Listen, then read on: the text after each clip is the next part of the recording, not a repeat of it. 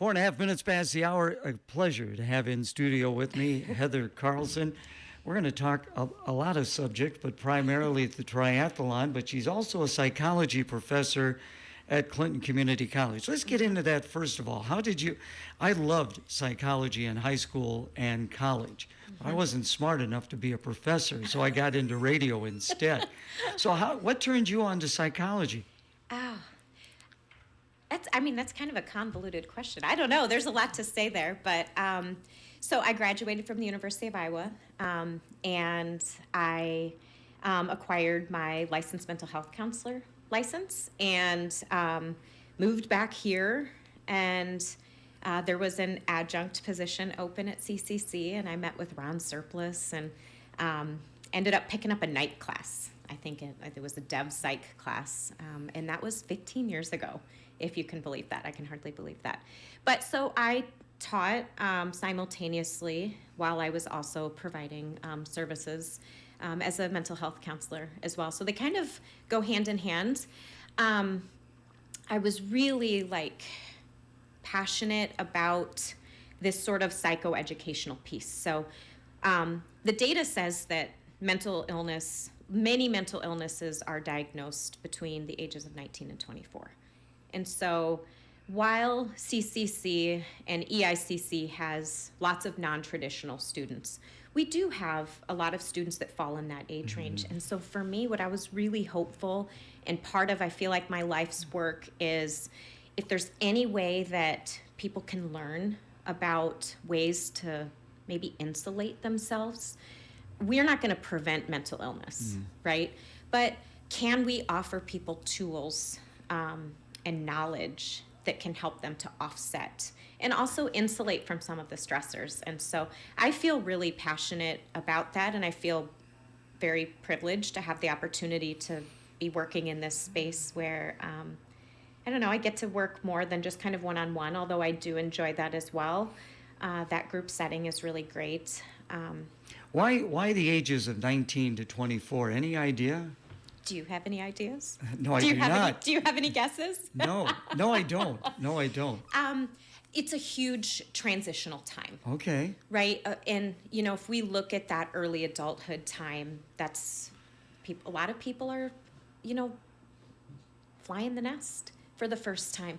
And maybe things that they had been maybe dealing with inside of their home now are they're more evident because now they have to pay their bills. Now, and stress is and that's something this conversation will lead into that path as well. But, if we don't have the tools to manage stress, we think that stress kind of works. If we're already potentially predisposed to a mental illness, stress flares that up and shows it to us more.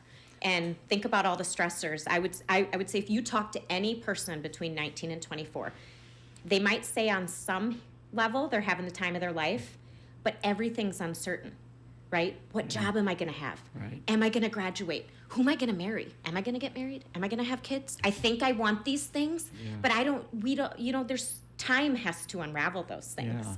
And that uncertainty, I think, can cause, I'm not saying it causes mental illness, so I don't want to say that, but definitely contributes to the experience that people have, and maybe they have less supports. I don't know. Again, visiting with Heather Carlson. So, can you see a person who may be struggling with mental health? I mean, is that something that you can detect? I feel like I can. I feel like, are you asking what signs somebody might show? Or are you asking if it's something that,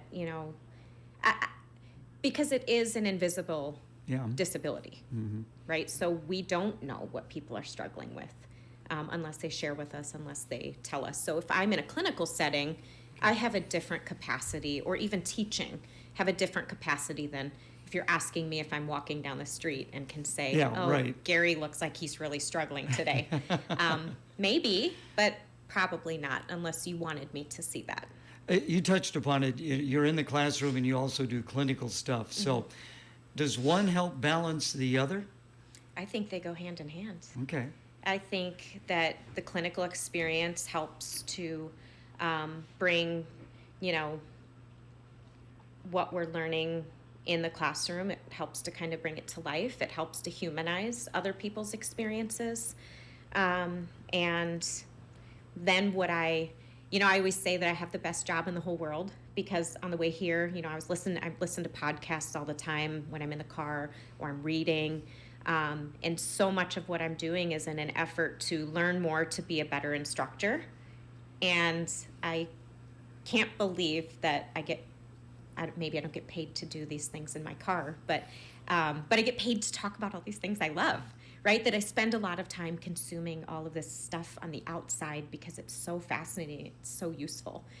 So I think they're both the greatest jobs in the world. I enjoyed psychology in high school. We had Mr. Rhodes was our psychology teacher at that time. He was probably gone by the time you got to high school. But then in college as well, I took psychology, really enjoyed that. What is your classroom structure like? I mean, do you have them just read through a book, or is there a lot of discussion in the classroom? Yeah, it's both.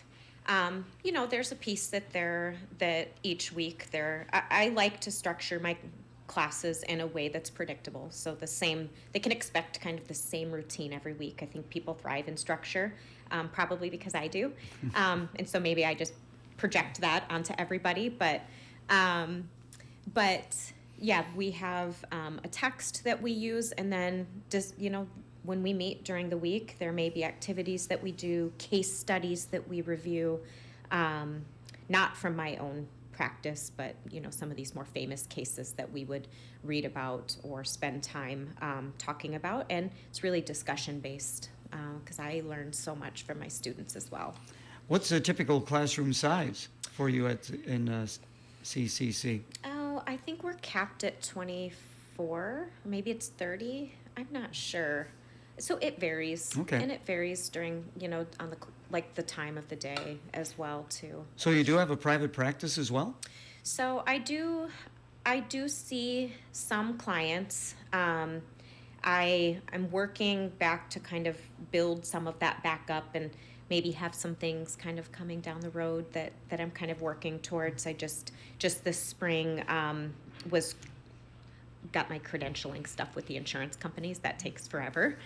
It's kind of a nightmare, but at the same time, I think will allow me to offer some more diverse services, maybe in a group setting, but I'm not currently affiliated with a private practice or anything anywhere. We're going to take a break for the weather, and then we'll get back Okay. in the second half of the program. I'm going to dive into what I'm really interested in.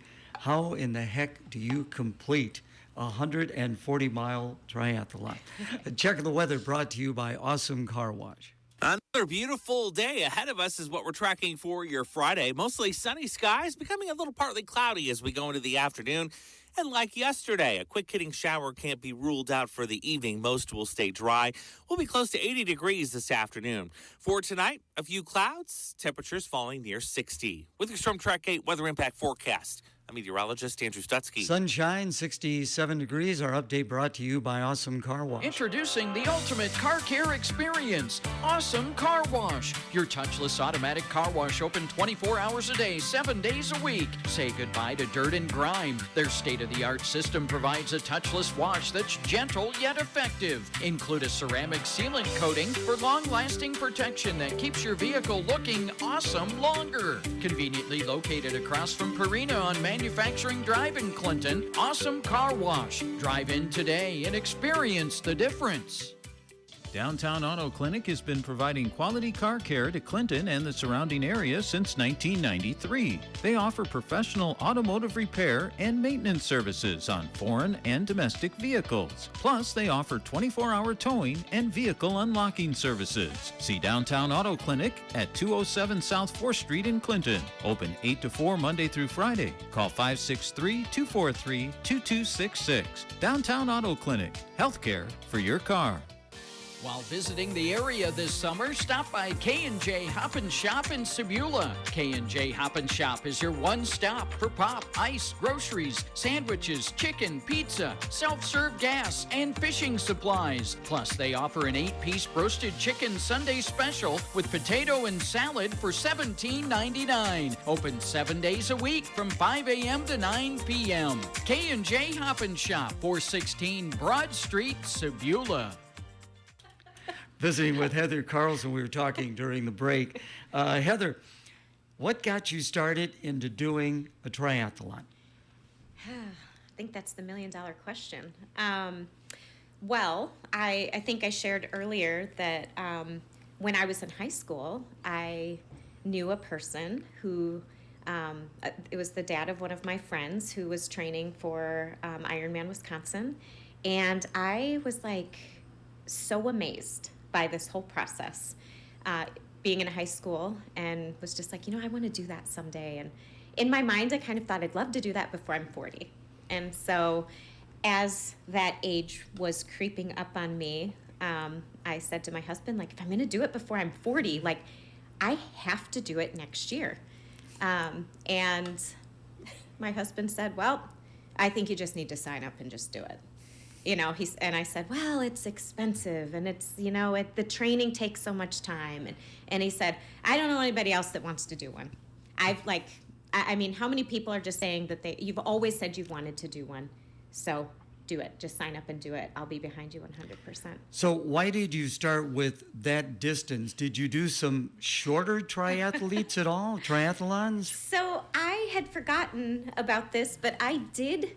About 10 years ago with a friend, we literally signed up for a triathlon a day or two before the Quad Cities Tri. They don't have that anymore. But we literally signed up a couple days before it and just jumped in and did it. And I hadn't been in the pool swimming in, I bet, 100 years, it felt like. Not really 100, but hadn't been on a bike forever, had been running. But no, I just decided that if I was going to do it, like, I had to do the big thing. I know you were an athlete. I've seen you at road races, and I know you were an athlete in high school as well. Yeah. To me, I think those who have a strong swimming background maybe excel the most in triathlons. There's a couple pieces to that I've learned a lot. I think I will tell you that the people who teach themselves to swim before an event like this, one of my good friends always says, "Who inspires you?" And I have spent a lot of time kind of thinking about that, but I would say today, my answer would be somebody who says they've completed an Ironman and had never put their face in the water to swim. It's because that's the first part. It's challenging. I do feel very lucky that swimming I don't think that I've realized how swimming, and my background, it's almost second nature. So it does give me some advantage for sure. The other thing that I've learned that it's allowed me to do is work really hard and not beat up my body. And so I can go and have these great aerobic sessions in the water that then show up in my run. So even if I'm not taking 10 or 15 minutes off my swim in the water, it's still improved my bike engine or my swim engine, my run engine, and I'd never made the connection between those two things. So I do really feel lucky that I'm able to do that. Again, visiting with Heather Carlson. To me, the time commitment and the training, how do you fit that into your mom, as well as an instructor and a mental health consultant? 24 hours doesn't seem to be enough for one day. Sometimes it doesn't feel like that, but here's the thing. You make the time. I think and I don't think that you just find the time, right? Like, you have to make the time. And if you wake up in the morning and say, I'm going to find a time. This morning I got up at 4. I went and swam in Eldridge, which is about a 30-minute drive from my house. I drove back home, got myself together to come here, but I dropped my daughter off at gymnastics. When we're done here, I'll go pick her up, right? But who knows what's going to happen for the rest of the day? the time is no longer mine, but between 4 and 7 in the morning, it's all mine. And I could either sleep, which sometimes I want to sleep in, or I can spend some time in that space. Now, I also I will tell you that I have an amazing coach, and I feel very blessed and so privileged to have this coach because he has taught me about balance. And you don't have to. And part of the reason that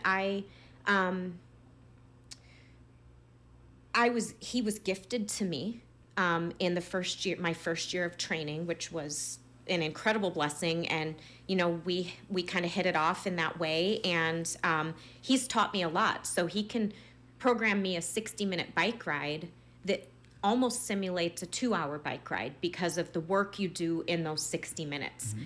It's brilliant. And for somebody like me who really cares a lot about efficiency and fitting things in, and he's all about balance, and it's consistency. He has said to me over the years, I don't like to miss workouts. And if I anticipate missing a workout, I reach out to him and say, hey, I've got this thing. I need you to move this around because I can't swim that day or I can't do this thing. And he does that. But he always says to me, if I program you 6 workouts a week, which normally is what he does, and you miss 1 workout a week, which you could, at the end of the year, you have worked out 5 days a week for 52 weeks. That's consistency. And your engine's built in consistency, not that one workout that you missed. Let's talk about what takes place during the course of a triathlon. Yeah, what do you want to know? Well, I mean, first of all, you jump into the water. Okay, and you were in Wisconsin in a lake, but you said the last one in Jacksonville, you were kind of dealing with tides. Yeah. So what's that like? Well, I have been in some high contact swim environments, which being a small person is not always, and actually I'll tell you this, at the beginning of the Jacksonville race, the announcer said that 3 out of 10 of us were women, which I think is really interesting. Right? It's a pretty male-dominated sport. You know, we just were talking about running and your marathon experience, and if I'm going to try to qualify for Boston in my age group, it's going to look different than a male age group time. I think it's incredible that we all, men and women have the same standards. Like we all have to be out of the water in the same amount of time. We all have to be off the bike in the same amount of time, and you have the same run cutoff. And so, sometimes I think the swim can be super anxiety provoking for people. If they're uncomfortable in the water, you go swim in your lane at Eldridge in the morning, and you don't have to share a lane very often. So being around other people, it's like, okay, well, was that a person who touched me, or was that something that I couldn't see that touched me? I don't know. And I always think it feels so long because you're not stopping, right? Like you have the potential to maybe stop and grab onto a kayak, but I think the swim, even being a great swimmer, sometimes I think to myself like, oh, I just can't wait to be out of the water. And that's 2.5 miles. 2.4. Oh my goodness. 2.4. So that took me an hour and 2 minutes. And then you get to jump on a bike and go 112 miles. 112, yeah. And we were talking, in Wisconsin, I would imagine it was probably hilly. Sure. Probably a little flatter when you were in Florida at Jacksonville. Unless you ask the Floridans, because they all were complaining about the overpasses and how they said the course was supposed to be flat, but it was so hilly, and I was like, ooh, it felt flat to me. I barely changed gears. So the bike was flat. It was hot, though. That was a big difference. Oh, yeah. Here, training through the winter, and then arriving in high humidity, high heat, that was also a consideration for this race as well. And it was the first year they had it. It was the inaugural event. So there were some things that they could wiggle out there too. I think. Would think also, when you go from the bike to the run, you're using basically the same muscles with your leg, but in a different way. Yeah. What's that transition like? Does it take you a mile or two to get into a run? I think that we are the story we tell ourselves. And what I believe is, and this is what I always say, is I feel like a rocket off the bike. it's crazy because sometimes I'll look down at my watch and think, oh, that's too fast. You don't feel like you're moving, but I'll look down and almost have to kind of slow my roll because I'm trying not to I don't want my heart rate to spike. Most of what I do is zone 2. And so it's your all day pace. You can go zone 2 all day. And everything I do during the day is to set myself up to have a great run. So when I got off my bike in Jacksonville, I don't remember what place I was in because you can't tell when you're out there. You all start at different times, but I think I was maybe 18th or maybe, I don't want to say because I don't know, but I know that the last 10 miles of my run, I ended up moving from 11th place, I think, up to 5th place because the last 10 miles, everybody else started walking, and that was not my race plan. My race plan was to run harder during the last 10 miles, which seems sort of counterintuitive, but I was able to execute that on that day. So negative splits. You go with negative splits. I did, and I was really proud of that. And I had a stomach ache. My stomach was really upset. It seemed like when I got off, actually, like at mile 100 on my bike, I was thinking, oh man, my stomach is not feeling. It's not feeling quite right. So it's almost 12. I mean, it's a half a day. You're putting in a half a day. Sure, yeah. And the day starts earlier because you got to be in transition. Well, I got up at 3:45 the morning of the race because I don't like to be late. I just want to be in and. Well, you weren't late here today. No, I wasn't late. I don't like to be late. So the day takes, but it doesn't feel like that. I think this took me 11 hours and 37 minutes, and it doesn't feel like that. You're always just thinking about the next, and I don't know that I think about things the same way that other people do either. I will say that when I got on the bike in Jacksonville, I thought, oh man, this is the longest stretch, right? You're on your bike for 6 hours. Yeah. And there's no way around 6 hours on the bike. Talk about because you got to fuel the engine while you're doing all this. So what do you carry along with you? And do you have a support group? Are there people along the way? Okay. So this is something that, my coach has, I've learned. I mean, I ran marathon after marathon after marathon for years and would just take a couple gels the whole race, right? But this I'm taking in, on the bike, especially taking in like 60 to 90 carbs an hour. And so you're really fueling on the bike so that you can set yourself up to have a good run. Okay. And so, I spend a lot of time planning out what I'm gonna have and when I'm gonna have it. I did put my bike into transition last year in Madison next to some person. I'm not sure if it was a joke or not, but I bet they had 20 Snickers bars taped to their bike. I'm not a Snicker bar kind of gal, but I'll use some fuel.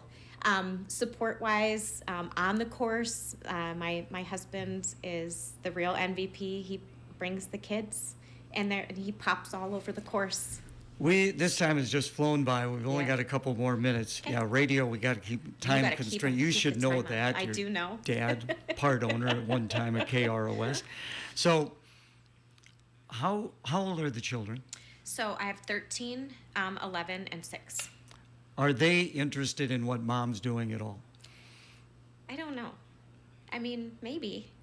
I think they seem to, we all kind of have our own interests, and, I don't know if they will travel down that road, but they are going to do the DeWitt Triathlon. Oh. My older two are going to do it. My husband's going to do it also. Okay. And so we're all kind of having fun learning about this together. So when is that one? Is it a month from today? Is it in July? It's in July. Okay, and it's at Lake Malone, the swim? Yep. Where does the bike go? Do they take you north and then back, or how does that work? I'm not much of a direction gal, but is it the Humiston Road? Yeah. That really you go out that way, and then you end at the high school. Okay. Like the transition, it's like a 2 transition thing. You transition at the high school, and then you go out for the run, and then you end at the high school. Is the run, it's not on the track, is it? It's not on the track. Do you finish on the track? You don't finish on the track. Oh, that would be so much fun to finish on the track. I know. So are you No. doing it, or are you going to be the support group? The kids are going to do it the night before, and then I think my husband and I are going to do it. Okay, so The they next have. day. Okay, so the kids do it earlier, They and have then. kids event on Friday, and then on Saturday they have the adult version. Okay, well, we got 30 seconds wrapping it up. Thank you Yeah. so much for coming in. thank Really you. enjoyed it. What's next? You got another triathlon coming up? You know, this is just a lifestyle, so I don't really have anything planned specifically. No race picked yet. I'm thinking really hard about it. Do you have to travel quite a bit to get to a triathlon? You mentioned Wisconsin and Florida. They don't have them super close. Yeah. And that's also a consideration. What about Hawaii? Gotta qualify. Oh, do you really? Gotta qualify. Yeah. What do you So- think swimming in the ocean would be like? Amazing. Yeah. I'd like to do it someday. There's Dan Jeffries and Rich Vining. Yes. Completed it. Yes. And they both did well. Yes. And again, they both have that strong swimming background. Yeah, you're right. Hey, thank you so Okay, much. Thank you. You're listening to AM 1340 KROS, Clinton, Iowa. FM 105.9. And KROSradio.com. Radio Iowa, I'm Jason Dynison. U.S. Senator